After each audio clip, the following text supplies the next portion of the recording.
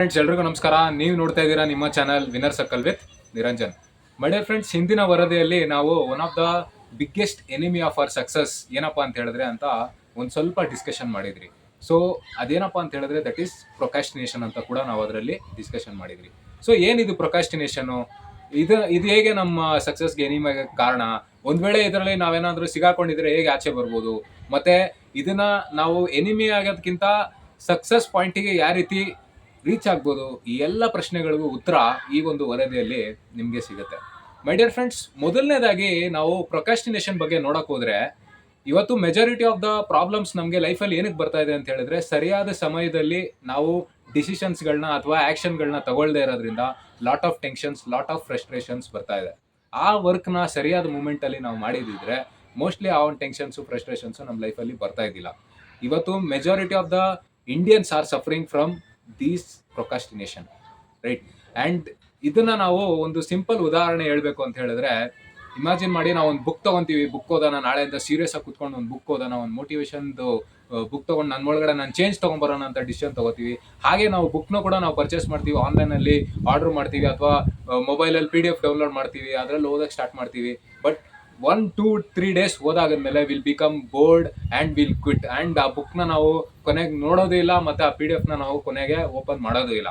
So ಇದೇನಾಗುತ್ತೆ, ಹೀಗೆ ಇದೆಲ್ಲ ನೋಡೋಕ್ಕೆ ಒಂದು ಸ್ಮಾಲ್ ಆಕ್ಷನ್ಸ್ ಆಗುತ್ತೆ, ಬಟ್ ಸಕ್ಸಸ್ಗೆ ಒಂದು ತುಂಬ ಹ್ಯೂಜ್ ಡಿಫ್ರೆನ್ಸಸ್ನ ನಾವು ಕ್ರಿಯೇಟ್ ಮಾಡ್ದಂಗೆ ಆಗುತ್ತೆ, ರೈಟ್? ಆ್ಯಂಡ್ ಹಾಗಾದರೆ ಇದರಿಂದ ಓವರ್ಕಮ್ ಮಾಡೋದು ಹೇಗೆಪ್ಪ ಅಂತ ಹೇಳಿದ್ರೆ, ಒಂದು ಬುಕ್ ಇದೆ, ಅದೇನಪ್ಪ ಅಂತ ಹೇಳಿದ್ರೆ business school of 21st century. And ಇದನ್ನ ಬರೆದಂಥವರು Robert T Kiyosaki, one of the most successful entrepreneur, ಹಾಗೆ financial advisor of mister Donald Trump.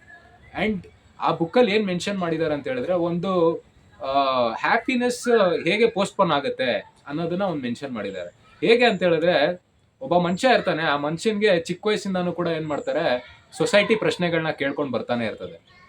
ಯಾವ ಥರ ಪ್ರಶ್ನೆಗಳೇನಪ್ಪ ಅಂತ ಹೇಳಿದ್ರೆ, ನೀನು ಯಾವಾಗ ಖುಷಿಯಾಗಿರ್ತೀಯಾ, ನಿನ್ನ ಹ್ಯಾಪಿನೆಸ್ನ ನೀನು ಯಾವಾಗ ಕೊಂಡ್ಕೋತೀಯಾ, what is your true living ಅಂತ ಅವನಿಗೆ ಚಿಕ್ಕ ವಯಸ್ಸಿಂದನೂ ಕ್ವಶನ್ ಮಾಡ್ತಾ ಬರ್ತಾ ಇರುತ್ತೆ. ಆ್ಯಂಡ್ ಆ ಹುಡುಗ ಹಂತವಾಗಿ ಉತ್ತರ ಕೊಡ್ಕೊಂಡು ಬರ್ತಾ ಇರ್ತಾನೆ. ನಾನು ಇವಾಗ ತಾನೇ ಸ್ಕೂಲ್ಗೆ ಹೋಗಕ್ಕೆ ಸ್ಟಾರ್ಟ್ ಮಾಡಿದ್ದೀನಿ, ಮೋಸ್ಟ್ಲಿ ನಾನು ಈ ಸ್ಕೂಲ್ನ ಪಾಸ್ಔಟ್ ಆಗೋದ್ಮೇಲೆ ನಾನೇನು ಮಾಡ್ತೀನಿ, ತುಂಬ ಖುಷಿಯಾಗಿರ್ತೀನಿ, I will be the happiest person in the world ಅಂತ ಸೊಸೈಟಿಗೆ ಹೇಳ್ತಾ ಇರ್ತಾನೆ. ಆ್ಯಂಡ್ ಮತ್ತೆ ಕ್ವಶನ್ ಮಾಡಿದಾಗ ನಾನು ಈಗ ತಾನೇ ಸ್ಕೂಲಿಂಗ್ ಮುಗಿಸಿದ್ದೀನಿ, next I will go to a university, ಕಾಲೇಜಲ್ಲಿ ಸ್ಟಡಿ ಮಾಡ್ತೀನಿ, ಅದಾದ್ಮೇಲೆ ನಾನು ಖುಷಿಯಾಗಿರ್ತೀನಿ ಅಂತ ಹೇಳ್ತಾನೆ. Then the question again arises. And ಅದಾದ್ಮೇಲೆ ಹೇಳ್ತಾನೆ, ನಾನು ಈಗ ಗ್ರಾಜ್ಯುಯೇಟ್ ಆಗಿದ್ದೀನಿ, ನಾನು ಒಂದು ಒಳ್ಳೆ ಜಾಬ್ನ ನೋಡ್ಕೋತೀನಿ, ಜಾಬ್ ನೋಡ್ಕೊಂಡು ಆದ್ಮೇಲೆ I will become happy. And ಜಾಬ್ನ ನೋಡ್ಕೊಂಡಾದ್ಮೇಲೆ ದ ಕ್ವಶನ್ ಸ್ಟಿಲ್ ಅರೈಸಸ್, ನಾನು ಈಗ ತಾನೇ ಜಾಬ್ ತೊಗೊಂಡಿದ್ದೀನಿ, ತುಂಬ ಕಾಸು ದುಡಿಬೇಕು, ದೆನ್ ಮದುವೆ ಆಗಬೇಕು, ಸೆಟ್ಲ್ ಆಗಬೇಕು, ಹಾಗೆ ಹೀಗೆ ಅಂತ ಡಿಸ್ಕಸ್ ಮಾಡ್ತಾರೆ. ಮತ್ತೆ ಎಲ್ಲ ಮದುವೆನೂ ಆಗುತ್ತೆ, ಚೆನ್ನಾಗಿ ಕಾಸು ದುಡಿತಾ ಇರ್ತಾರೆ. ದೆನ್ ಅದಾದ್ಮೇಲೆ ತಿರ್ಗಾ ಕ್ವಶನ್ ದ ಅರೈಸಸ್, ಏನಪ್ಪ ಅಂತ ಹೇಳಿದ್ರೆ ಅಗೇನ್ ಈ ವಿಲ್ ರಿಪ್ಲೈ, ನನ್ನ ಕಿಡ್ಸ್ ಆಗಬೇಕು, ಮಕ್ಕಳಾಗಬೇಕು, ಆವಾಗ ನಾನು ಖುಷಿಯಾಗಿರ್ತೀನಿ ಅಂತ. ಸೊ ಮಕ್ಕಳಾಗದ್ಮೇಲೆ ಅವ್ರ ಎಜುಕೇಷನ್ ಮಾಡಿಸ್ಬೇಕು, ಎಜುಕೇಷನ್ ಆಗೋದ್ಮೇಲೆ his age is almost 60. So what are we seeing here? ನಾವು ಇಲ್ಲೇನು ನೋಡ್ತಾ ಇದ್ದೀವಿ ಅಂದರೆ ಜಸ್ಟ್ ಆ್ಯಕ್ಟಿವಿಟಿನ, ಸ್ಮಾಲ್ ಖುಷಿನ ಪೋಸ್ಟ್ಪೋನ್ ಮಾಡ್ಕೊಂಡು ಹೋಗ್ತಾ ಇರೋದು. ಇದು ನಮ್ಮ ರಿಯಲ್ ಲೈಫಲ್ಲಿ ಆಗಬಾರ್ದು ಮೈ ಡಿಯರ್ ಫ್ರೆಂಡ್ಸ್. ಆ್ಯಂಡ್ ಇದು ಒಳ್ಳೇದಲ್ಲ. ಇದು ಏನಕ್ಕೆ ಅಂತ ಹೇಳಿದ್ರೆ, ಇವತ್ತು ನಾವು ಏನು ಆ್ಯಕ್ಷನ್ ತಗೋತೀವೋ 5 years ಡೌನ್ ದ ಲೈನ್ ಅಲ್ಲಿ ನಮಗೆ ರಿಫ್ಲೆಕ್ಷನ್ ಕಾಣಿಸುತ್ತೆ. ನಾವು ಇವತ್ತು ಆ್ಯಕ್ಷನ್ ತಗೊಳ್ಳಿಲ್ಲ ಅಂತ ಹೇಳಿದ್ರೆ 5 years ಡೌನ್ ದ ಲೈನ್ ನಾವು ಕುತ್ಕೊಂಡು ಯೋಚನೆ ಮಾಡಂಗಾಗೋಗುತ್ತೆ.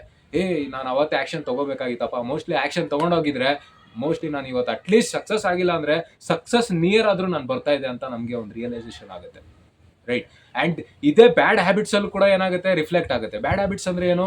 ನಾನು ಫೋನ್ನ ಜಾಸ್ತಿ ನೋಡಲ್ಲ ಅಂತ ಡಿಸೈಡ್ ಮಾಡಿಬಿಡೋದು, 1-2 ದಿನ ನೋಡದೇ ಇರೋ ಥರ ಇರೋದು, ಮತ್ತೆ 3rd ಡೇಯಿಂದ ಅದೇ ಆ್ಯಕ್ಟಿವಿಟಿ ಕಂಟಿನ್ಯೂ ಮಾಡೋದು. ಮತ್ತೆ ಅದೇ ಥರ ನಾನು ಜಂಕ್ ಫುಡ್ ತಿನ್ನೋದೇ ಇಲ್ಲಪ್ಪ, ಜೀವನದಲ್ಲೇ ಮುಟ್ಟೋದಿಲ್ಲ ನಾನು ಅಂತ ಕಟ್ ಆಫ್ ಮಾಡಿಬಿಡೋದು, ಏಕಾಏಕ್ದಮ್ ಡಿಸಿಷನ್ ಮಾಡಿ. ದೆನ್ ಅದಾಗಿದ್ಮೇಲೆ 1 ವಾರ ಇದ್ಬಿಟ್ಟು ಸ್ಟಿಲ್ ಸೇಮ್ ಥಿಂಗ್ಗೆ ಸ್ಟಿಕ್ ಆನ್ ಆಗೋದು. ಸೊ ಇದೆಲ್ಲ ಏನಾಗುತ್ತೆ, ನಮ್ಮ ಬರೀ ಫೈನಾನ್ಷಿಯಲ್ ಲೈಫಲ್ಲೇ ನಮಗೆ ಇದು ನಷ್ಟ ಮಾಡಲ್ಲ, ಹೆಲ್ತಲ್ಲೂ ನಷ್ಟ ಮಾಡ್ತದೆ. ಆ್ಯಂಡ್ ಬೇರೆ ಡಿಫ್ರೆಂಟ್ ಆಸ್ಪೆಕ್ಟಲ್ಲೂ ಕೂಡ ಏನು ಮಾಡ್ತದೆ, ಈ ಒಂದು ಪ್ರೊಕಾಸ್ಟಿನೇಷನ್ ನಮಗೆ ಬಿಗ್ಗೆಸ್ಟ್ ಎನಿಮಿ ಆಗುತ್ತೆ. ಸೊ ಇದರಿಂದ ನಾವು ಆಚೆ ಬರಬೇಕು ಅಂತ ಹೇಳಿದ್ರೆ ಸ್ಟ್ರಾಂಗ್ ಮೈಂಡ್ಸೆಟ್ನ ನಾವು ಡೆವಲಪ್ ಮಾಡ್ಕೋಬೇಕಾಗುತ್ತೆ. ಅಟ್ ಎನಿ ಕಾಸ್ಟ್ ನನಗೆ ಈ ಒಂದು ಪಾಯಿಂಟಿಗೆ ರೀಚ್ ಆಗೋಕ್ಕೆ ನನಗೆ ಇದು ಅಡ್ಡ ಬರ್ತಿದೆ, ಇದರಿಂದ ನಾನು ಎಲಿಮಿನೇಟ್ ಮಾಡಬೇಕು ಅಂತ ನಾವೇನು ಮಾಡಬೇಕಾಗುತ್ತೆ, ಡಿಸೈಡ್ ಮಾಡಬೇಕಾಗುತ್ತೆ. ಆ್ಯಂಡ್ ಅವತ್ತಿಂದಾನೇ ಆ್ಯಕ್ಷನ್ಗಳನ್ನ ತಗೋಬೇಕಾಗುತ್ತೆ. ಆ್ಯಂಡ್ ಹೀಗೆ ಮಾಡಿದ್ರೆ ಡೆಫಿನೆಟ್ಲಿ ಸಕ್ಸಸ್ ಪಾಯಿಂಟ್ಗೆ ನಾವು ಎಷ್ಟು ಹತ್ರ ಬರ್ತೀವೋ ಇಲ್ಲೋ ಗೊತ್ತಿಲ್ಲ, ಬಟ್ ಡೆಫಿನೆಟ್ಲಿ ರೈಟ್ ಒಂದು ಚಾನ್ಸ್ ಆದರೂ ಇದ್ದೇ ಇರುತ್ತೆ ನಮಗೆ ಆ ಒಂದು ಲ್ಯಾಡರ್ನ ಕ್ಲೈಂಬ್ ಅಪ್ ಮಾಡೋಕ್ಕೆ, ರೈಟ್? ಐ ಹೋಪ್ ಈ ಒಂದು ಮಾಹಿತಿ ನಿಮ್ಮೆಲ್ಲರಿಗೂ ಹೆಲ್ಪ್ಫುಲ್ ಆಗಿದೆ. ಆ್ಯಂಡ್ ಇದನ್ನ ನಾವು ಕೂಡ ನಮ್ಮ ಪರ್ಸನಲ್ ಲೈಫಲ್ಲಿ ಇಂಪ್ಲಿಮೆಂಟ್ ಮಾಡಿ ಚೇಂಜಸ್ನ ತಗೊಂಬರೋಣ ಅಂತ ಆಶಿಸ್ತಾ, ರೈಟ್, ನಿಮ್ಮೆಲ್ಲರಿಗೂ ಕೂಡ ಆ ಒಂದು ಎನಿಮಿ ಇವತ್ತೇ ಡೆಸ್ಟ್ರೋ ಆಗಲಿ ಅಂತ ನಾವು ಆಶಿಸ್ತೀವಿ. ಎಲ್ರಿಗೂ ನಮಸ್ಕಾರ.